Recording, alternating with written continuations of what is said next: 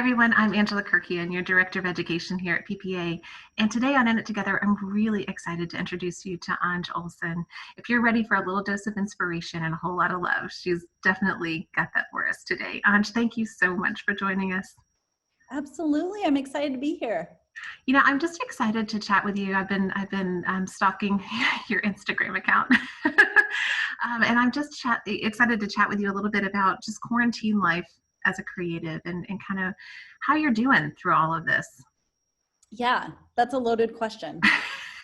I think it's both easy and hard to answer because your immediate response is, great, I'm doing good. No, I'm fine. There's nothing wrong. And then I think as a creative, when you are confined, immediately you have emotions come up, you have your family around, you have things that you have to learn to deal with from a good place. And I think quarantine life I think it's a mirror. I think it starts to reveal to you things about yourself that maybe you were running from in a good and bad way. So yeah. So looking through your stuff, actually, I want to pull up your Instagram account if you don't mind, because I just want to share with people kind of the things that I got to go through and look at, and one of the reasons that I really wanted to chat with you today. So let me just pull this up here so you can take a look. Awesome. Can you see that? Yes. Awesome. Oh, okay. I love this. I love going through all of this. This was so much fun for me. And I follow you, like I followed you for a long time. This isn't new. But you know, we've had conversations, we've talked, and then when we were preparing for this, especially, some things came up, and so then I wanted to go back through and kind of comb through and look through a little bit more for specific things. And gosh, it's just every post touched my heart in a different way. And having this conversation with you as a creative, I think, is really important because, you know, our audience, our members, I feel like could possibly be struggling in this moment. You know, I do feel like it's a challenge right now. It's hard. Yeah. We're not all able to work, which is in and of itself really, really hard. But then how do you stay creative? How do you, you know, stay prepared to do work in this time? So I just wanted to go through, tell me about what you're creating right now, just kind of on a general look as far as what you're creating for Instagram. From a personal, I'm going to talk about my personal Instagram because that's kind of what we're doing here. But for me, it's about storytelling, not only for myself, but for my family, for future generations, for my boys specifically. I think their memories of quarantine life are going to be so different than what mine are. And the emotions they have are obviously going to be different than the emotions that I'm holding. But this personal Instagram account allows me to unload my emotions so that they can see me as a human being. I mean, I am fully aware that these boys will need therapy of some sort. Oh, no. Because every child, I mean, you're never going to do it 100%, right? There's always something. But my goal as a parent and as a storyteller is that there's a raw sense of emotion. There's an authentic, which that word's hard for me because I feel like it's everywhere. But I want them to know that their mother has emotion, that I get frustrated, that I get mad, that I am joyful, that those things can coexist, especially during quarantine. You can be so sad that you're missing out on things and that conferences are getting canceled and that you can't go on summer vacations, you can't attend all those things, but you can also be joyful that you're getting extra time with your family, and that they get to have you and you get to have them. So yeah, this is a holding space, I think, for just all of those emotions that well up inside you and they need to go somewhere. I love it. You tell such amazing stories. And what I love about your stories is they're poignant and they're sweet and they're funny. And sometimes it's about hard things, and sometimes it's about really light and airy and beautiful things. And I just want to pull up a few of these because I think they're absolutely fantastic. Yeah. I love this one with the boys. There's another one in here, and if you guys go to her Instagram, which I highly recommend you do, there's just some really funny ones. There's a hilarious one of them in a much smaller pool. So much smaller. I think you had said ended up with a couple of bloody noses, and anyway, so they have a bigger pool now. That was a quick purchase and a hard one because we're nowhere. And I'm going to leave this up so people can read, as we're going along here. But I love this because you're also touching on things that are very important in the world today, and very emotional and very, very sensitive. And so knowing how to speak about those things and touch on them, I think a lot of people just don't know how to do that. And you've done this in a really beautiful way by sharing your story with your children and how you're explaining some of what's going on in the world today to them. And so I love this. There's a part in here. Do you mind if I read a little part of what's on here? We talked about being mixed with actually I'm going to start at the beginning because this is such a good post. That's silly. Why can't we just tell them to stop? Mal's response to reading a kid's book about racism. I mean, wow, children are so remarkable. They really are so remarkable. Yeah. And then you wrote, we talked about being mixed with a slight segue in the color wheel, how to celebrate differences, Black Lives Matter, and how knowledge is empowerment, but more so combined with action. We talked about how truth can be hard and uncomfortable, but gives them a foundation to know right from wrong in a world that easily confuses the two.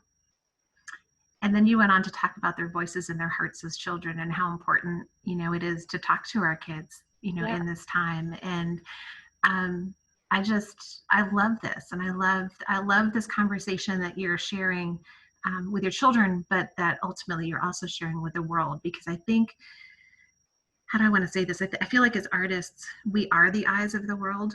We are the ones who are saying, look at this, pay attention here.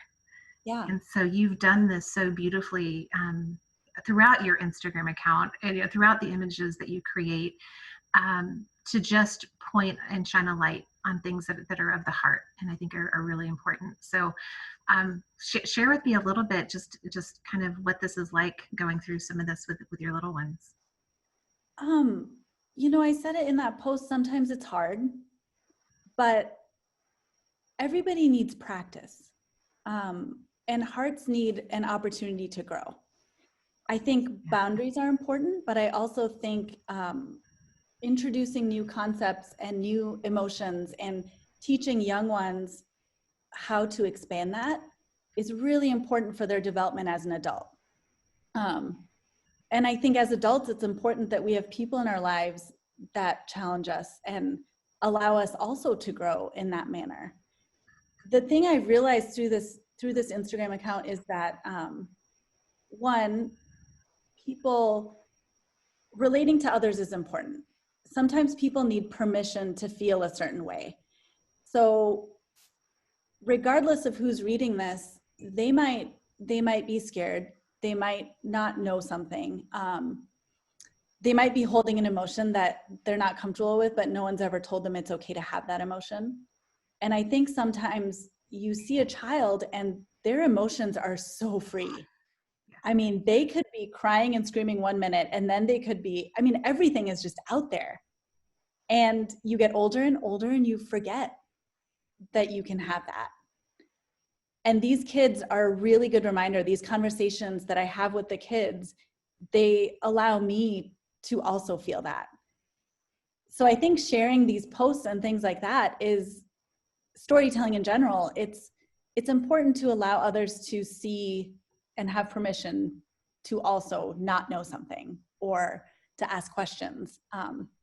After this conversation, actually, Mal saw a tractor outside, and it had one white tire and one black tire. And he said, "Mom, is that tire racism?" And it was a little funny. I started laughing, But also that conversation led into a deeper conversation. He was looking at it as a pure black and white thing, but it allowed us, that book, that conversation, his ability to know that he can say anything to me and I'm not going to tell him he's wrong or not to say that, allowed us to have a much deeper conversation about something going on in our world. So yeah, that was a very long answer to, I'm not even sure what you asked. You know what what I love about talking with you in general, just as my friend, is I never know where our conversations are going to go, and I always feel heard and understood by you. And it's a gift. It's truly a gift that you have. I think you're so fantastic at seeing people and seeing situations with authenticity. I know we've talked about that word because it is overused, but the truest sense of what that word means is in your heart. And so I'm happy to take this conversation and wherever we want it to go, because I know no matter what direction we go, it's going to be fabulous. It's going to be absolutely. I agree. No filter. That's all, people. You know, it's funny. I was going through all of these, and I'm like, oh, I love this. I love this. I mean, I love the short ones. You know, this one is just so sweet. This little tiny storm watcher. What an angel. And then just getting a glimpse into the lives, you know, of you and your family and you and your husband. And I think you're way funny. Well, actually, I don't know your husband. I think you're hilarious. Thank you. Feel free to tell me that anytime. I mean, just a quick text, a phone call, a voicemail, just a reminder. I think you're hilarious, Anj. That's even better. That's a stronger word. But going through here and just getting a sense of who this is for. And what I love about this too is that this really is a documentation. It's almost like a journal for you, isn't it? Yeah, it really is. And you know, I look at pictures of my parents and my immediate thought is, I wonder what was going on there. I wonder why they were doing that. And my mom can usually tell me, but you also want to know about yourself. I look at my baby albums and I wonder what kind of a child I was, what questions I asked. Was I always a certain way? Did I learn to be a certain way? I mean, it's part of your identity. Yeah. Like, who am I? And I think this is, I don't know if they'll ever think this is cool or not. You just never know. But I want them to read this and know that I've always seen them. Good, bad, anything. My love has not wavered. My frustration, I mean, there might be days where they read that and they're like, Mom, that was not nice. But you know, I love that. Honesty, there's days you don't like your kids. That's honesty. That's the truth. And I think they need to be okay with that. I didn't like you that day. You were a total brat. But yeah. And there's some days they don't like us either. Absolutely. Absolutely. My son yesterday woke up and said, I don't love you today because you didn't give me pancakes. And I was like, cool, bud. I don't love you. I do love you. I don't like that you just told me that you didn't love me. That wasn't nice. And he just looked at me and walked away. Cool. Okay. I got you. I heard you. I love that. I love that. This is one of my, again, I have so many favorites. So this is another one. And this just cracked me up when I read it. It says, if frustration is his nemesis, then humor is his redeemer, breaking through the anger and extending a hand. And it just like, I was like, yes, yes, yes, because that is all of us. I mean, that's so universally true. Yeah. Right? I mean, yeah. And I think sometimes humor is mistaken for not caring. But I think sometimes you need to release in order to feel more. You know, like you can be in the hardest situation and feel like giggling. And you know it's inappropriate, but there's something that just bubbles up inside you that you have to get it out. You have to get rid of it. Yeah. That. Yeah. And for him and a lot of us, when I'm super mad, the best thing to do is make me laugh. Yeah, I think I'm that way too. I think a lot of us are that way. I feel like anytime I have an emotion, I don't think it's unique to me. I think it's a universal experience, right? Yep. And Yeah. so that's definitely one of them. I think the world could do with a lot more humor right now, Yeah. and taking certain things a little less intensely, and loving each other a lot more. We had this wonderful conversation on kindness. We were talking about kindness, and you said, we were saying, unfortunately, a lot of people say be kind until, or that we all have like our breaking point. Yes. But it is an important part, I think, of where we are. And so much of your work, what I see in this is that gentility and that sweetness of really appreciating life where we are in this moment, Mm-hmm. loving what's happening and being grateful, right? Being really, really grateful for what's going on. I mean, some of these just crack me up. Um, I could make a joke about those being optional in my house too, but I was gonna be like, Angela, no, don't say that. But now But it is true. I love this. I love this so much. They're so sweet. And tell me their ages. They are 6, 4, and 19 months. Oh my gosh, they're just precious. They're so wonderful. Look at this face. Oh my goodness, I love it. They Right. really, I mean, one of the things I love about, for me, this is therapeutic. Like if I'm having a bad day, my husband will hand me my camera and take the kids and say, now you get to just observe. And even if that's not your go-to, for some people, if you're a photographer, your way of relaxing is putting your camera down, which I get. But I do think that it's helpful to take a step back and just observe. Just look at what you have around you as if you're looking through a camera, because it changes. I don't know, there's something about it that just allows you to feel more.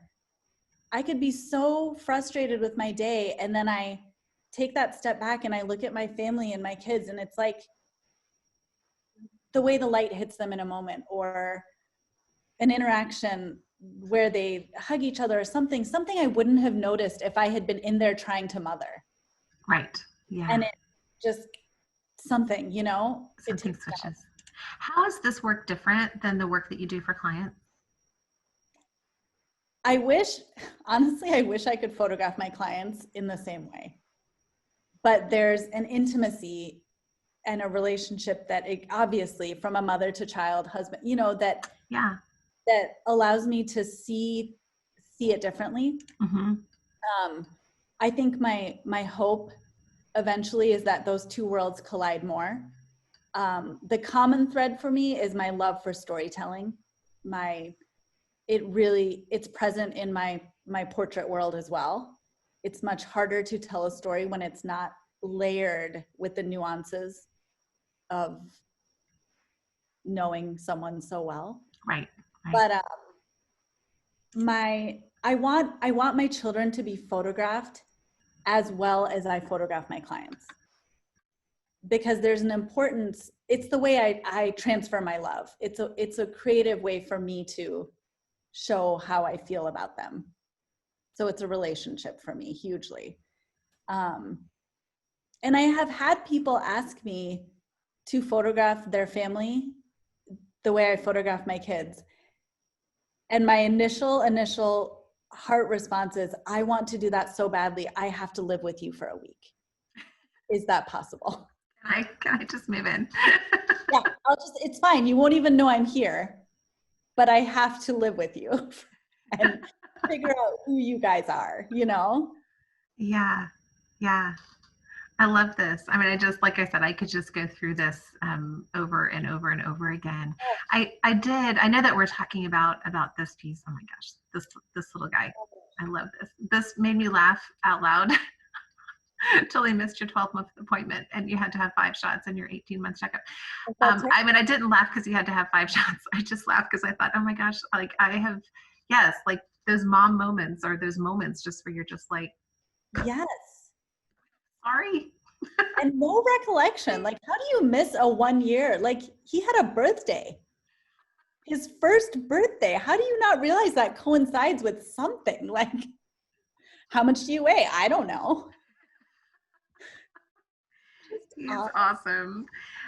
So going back to your comment about storytelling, I know that storytelling holds a really important part of your heart in how you want to approach the world and kind of connect with people. But you talked about it being a therapeutic experience, or the therapeutic act of storytelling and what you're doing here. Yeah, it is. So when quarantine first started, there was this initial almost boredom or lackadaisical approach to photographing the kids, because it had always been an other, as in I photograph my clients, I'm in the studio, and my other is I photograph my kids, you know? And then all of a sudden it became, my clients became the other, because it shifted, you know? So then it was, oh my gosh, and I had to take a break from photographing the kids, because I realized that I was switching from photographing them out of love to photographing them from a discipline nature, as in I need to do this. I have to do this because now this is my purpose. And then after, taking a week or two off, I realized that no, you have to find new creative ways to photograph them. And you also have to find ways to be in the studio.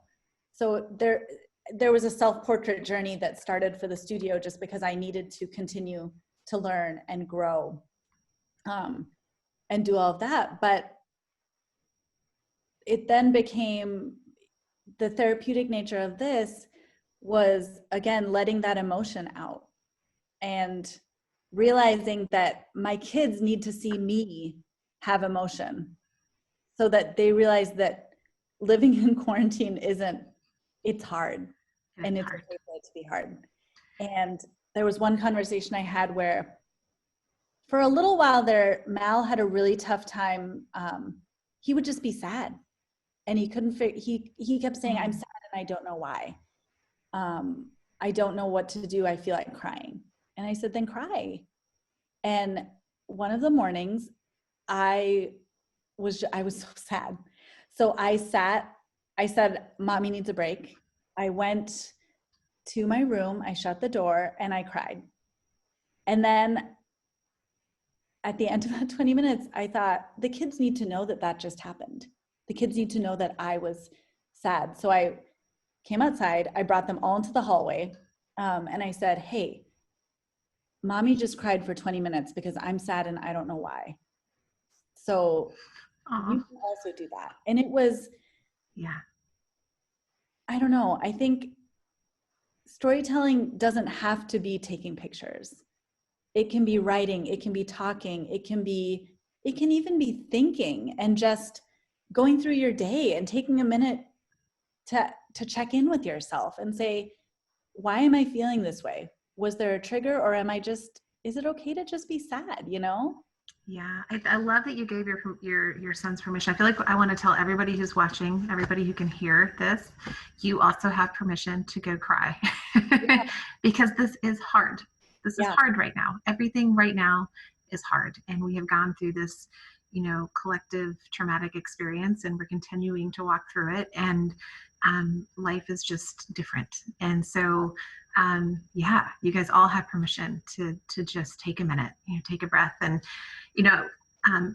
when Anj and I were talking yesterday, part of me, I wanted to take a break for a minute of trying to put out more content and share more and do more and tell you more things that you should be doing. And so when Anj and I chatted, I shared my heart with her to say, I just want to give people permission to just be for a minute, because there's just so much to try to handle and so much to try to take care of. And we don't always know what to do in any given moment. So outside of that, thank you, Anj, for sharing and for being here, because I think this conversation is so vital and it's part of what people need to hear. And I wish everybody could have a conversation with you. Oh my gosh. On a personal level, because I know what a salve it was to my heart to experience that and to get to share that with you. You started to talk a little bit about personal projects, Yeah. And I'd love for you to share, because I feel like this whole quarantine life, right? I feel like I've lived this whole thing. Like I look and I'm like, wow, we've done a lot in 4 months. We've experienced a lot in 4 months. We've grown a lot. We've like lots of has changed. Things have morphed. Some things will go back to normal. Maybe some things never will. Maybe, Yeah. like we're in this weird place. But you actually had a personal project that was really kind of evolved out of this time. And I'd love to hear more and have everybody hear more about that. Yeah. So, one of the things that's always held me back from personal projects is feeling like it has to be perfect and you have to know how to do everything before you do anything. And so, A lot of people feel that way. yeah, and quarantine started and I realized I have a lot of emotion that I would like to, I need to communicate. Um, I can't do that through pictures of my children because it's mine, it's not theirs. Mm-hmm. Um, and how do I do that? What do I want to do? And for me, storytelling always started with, my mom has been a librarian since I was 4. Oh, wow. And she just retired last year, but classic books, imaginative books, Alice in Wonderland, that was one of my self-portrait journeys. Feeling like we had just jumped into a rabbit hole. And everything was unfamiliar. Familiar objects were unfamiliar, like the routine is gone, all of that. And how do I communicate that, And so I decided to do a personal portrait that was all about me, how I feel, and Alice in Wonderland. And that was a huge first. But it was so therapeutic to have to acknowledge emotion in order to communicate emotion. Mm. Because you can't communicate it until you understand it. And I wasn't telling other people's stories, so I was forced to tell my own. It's a weird, you can hide behind photographing everyone else. And again, it doesn't have to be photography. You can be focusing so much on success and other people that you forget to take a look at yourself, and I think that's what quarantine life has done to me. So I brought up your business on Instagram, if that's okay, Yes. because I was going through this morning, and I would love to know the story behind this one. Oh my gosh. So one of the things that I realized about myself, which I think you can relate to, because we talked a little bit about this, but I am I am known for being happy, vibrant, colorful, always happy. People are constantly saying, "Anj, you're always happy. Wow, how do you do that?" And I think you almost start to Yeah. assimilate what people tell you you are. So my entire life, I've thought that that's who I am. That's what I need to be. That's what people like about me. And then you're in this bubble. And I was filled with hard emotions. I was filled with sadness, depression, not knowing if the business could continue. And weirdly, part of me was not caring because there was too much. Mm-hmm. And so I couldn't even dwell on whether it succeeded or not. I was worried about our family. I was worried about our kids. I was nervous that I couldn't be the person I was expected to be in this moment. I've always had hard emotions around being a mother because I love to work. And so I didn't know how that fit in. And now my work was being taken away. So my primary role was, to me, it felt like I had to be the best mom. Because there's no excuses. There's nothing else, And so this was born out of, I need to do something different. This is who I feel like right now. I feel like there's all of these emotions and things that are coming after me, and I'm here and I'm feeling them. Now what, Yeah. And it doesn't feel like it fits my brand, whatever that means, but it is so who I was in that moment. Absolutely. Yeah. Yeah. I think what I love about is what you say here is it's okay to dive into what you're not, right? Mm. And see where that leads you. Because I do think that we get stuck sometimes as creatives, just as people, honestly, but truly as creatives, because in creation, like we're creating something, right? Yeah. That people can see. Um, although I could argue too that we do that with our lives, right? Our entire lives are out there for Yeah. people to see. Yeah. But then to embrace those pieces that maybe um, we're not sure about, or you know. And I love this idea of a personal project. I personally have never done self portraits. It's something I'm fascinated by, and possibly would like to try that. And so this is very encouraging for me because I think, oh, that's kind of what that could look like as far Yeah. as delving into who you are as an artist and what your story is. Yeah. I know we keep coming back to that concept of story and story being part of that therapeutic process and really part of everything that you do. And I love that your mom was a librarian because that totally now makes sense. Everything else makes sense. I hope to have a library someday. Like, I I just love want to that. hoard all the books. I will share it with I will everybody. hoard all the books. And when you say that, because I just have to show people this one because this is like the fun, oh no, I missed it. Hold on.